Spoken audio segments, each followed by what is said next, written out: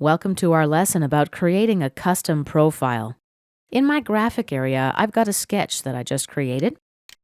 It's a 40 by 20 rectangular tube with a 2 mm wall thickness. The origin point is going to be my default piercing point.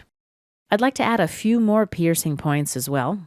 Let's do that now. Activate the point tool.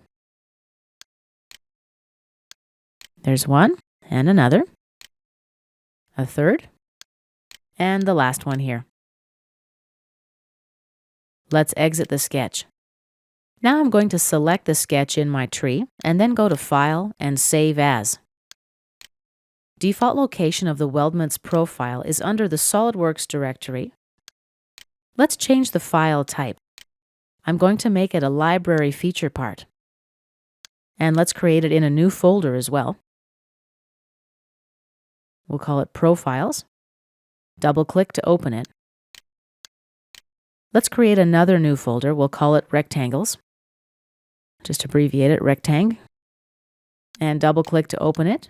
Now let's give our file a name, something descriptive so it's easy to identify later. 40 by 20 by 2, and click Save. And let's create a new part now. New. OK. And on the front plane, we'll insert a sketch. And I'm just going to drop a rectangle here and then exit the sketch. Structural member. Standard, we'll choose Profiles. And you'll remember that that's the folder I just created. Under Type, we'll pull up the subfolder. And size, 40 by 20 by 2. Let's select the sketch lines and click OK. This concludes our lesson about creating a custom profile.